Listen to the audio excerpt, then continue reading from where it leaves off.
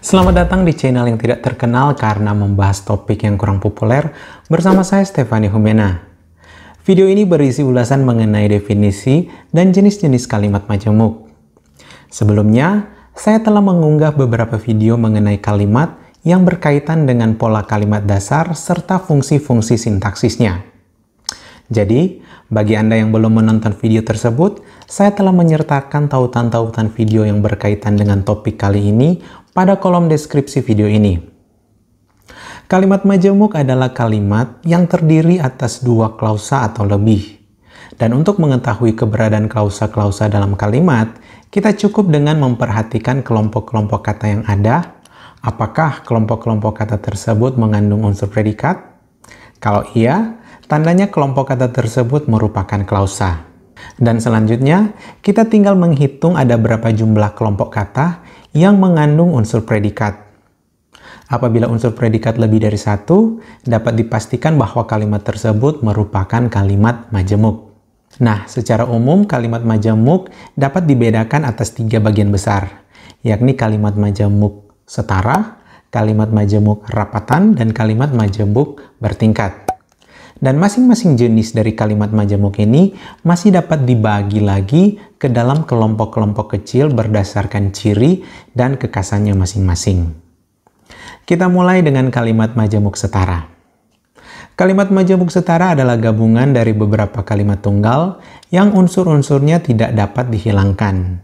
Dengan kata lain, unsur-unsur inti dalam kalimat tetap ada, sehingga kalaupun kalimat ini disegmentasikan atau dibagi berdasarkan klausa-klausanya, kalimat ini dapat berdiri sendiri. Itulah sebabnya jenis kalimat ini disebut kalimat majemuk setara. Karena klausa-klausa yang terdapat dalam kalimat tersebut dapat berdiri sendiri sebagai kalimat mandiri ketika disegmentasikan.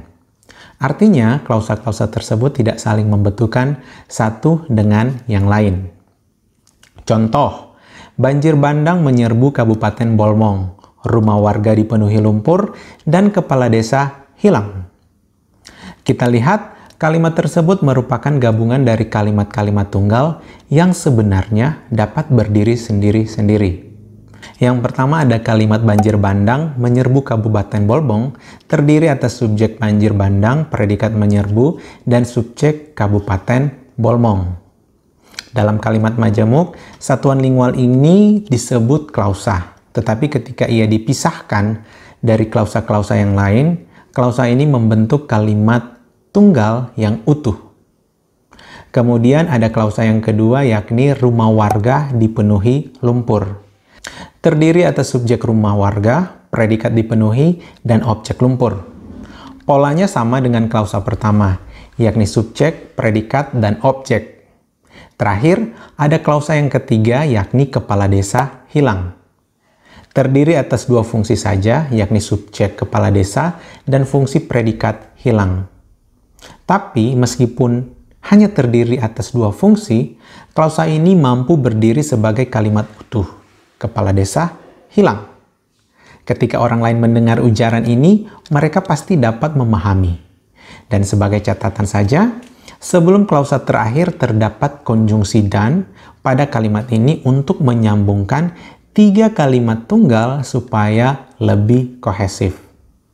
Sehingga ketika kalimat-kalimat tunggal tersebut digabungkan, jadilah kalimat majemuk setara. Banjir bandang menyerbu Kabupaten Bolmong, rumah warga dipenuhi lumpur, dan kepala desa hilang.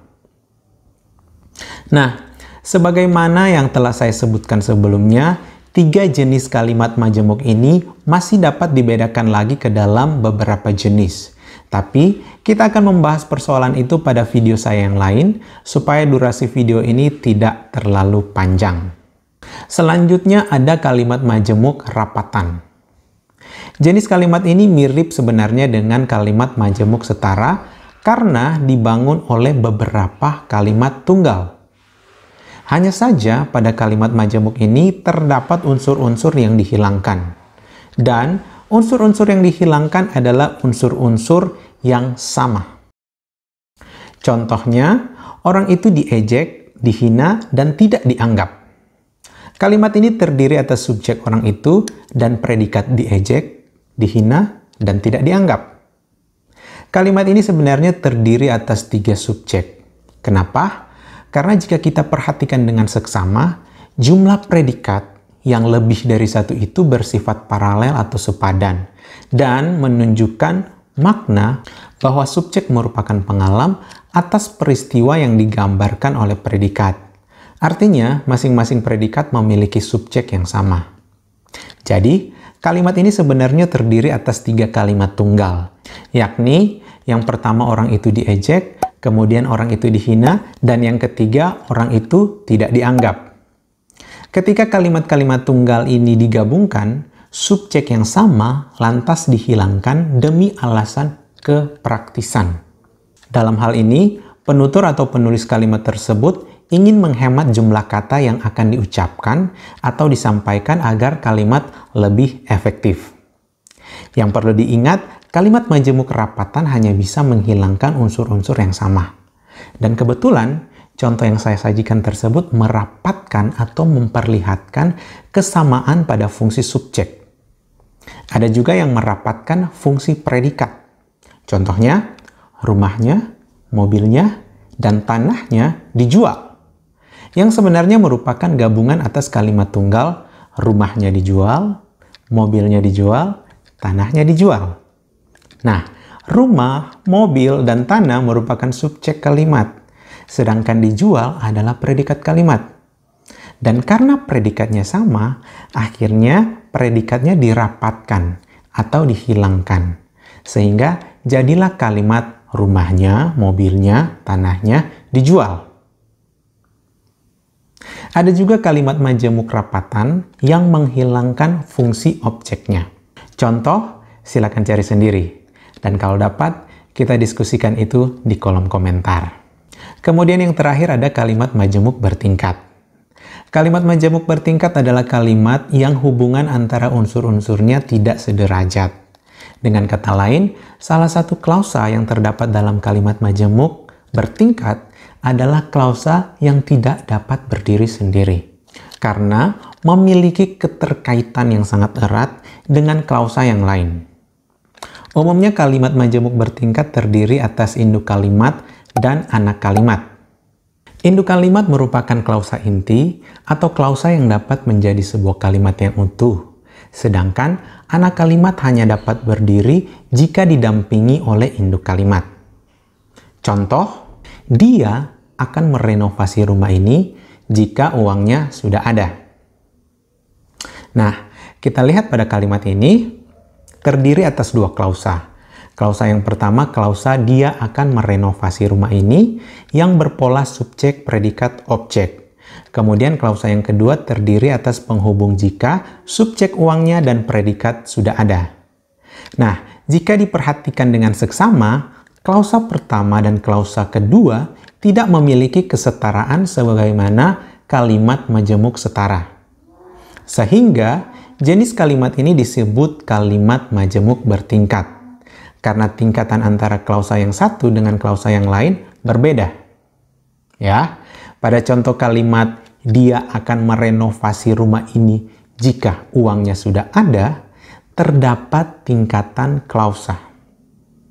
Klausa yang pertama dapat berdiri sendiri sebagai kalimat yang utuh, yakni dia akan merenovasi rumah ini. Dan karenanya klausa ini disebut induk kalimat. Sedangkan klausa yang kedua, yakni jika uangnya sudah ada, tidak dapat berdiri sendiri atau maknanya tidak akan tersampaikan apabila tidak disertai dengan induk kalimat. Oleh karena itu, klausa kedua ini disebut sebagai anak kalimat. Seperti itulah penjabaran mengenai jenis-jenis kalimat majemuk. Kesimpulannya adalah kalimat majemuk merupakan kalimat yang terdiri lebih dari satu klausa. Ada klausa-klausa yang setara dan ada yang klausa-klausa tidak setara atau bertingkat. Ada juga kalimat majemuk yang menghilangkan unsur-unsur yang sama dalam kalimat. Demikianlah ulasan mengenai kalimat majemuk.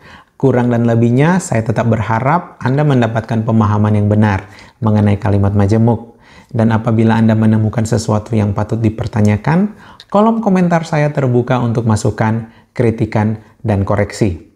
Stefani Humena di sini, dan kita berjumpa lagi pada video saya yang selanjutnya. Terima kasih.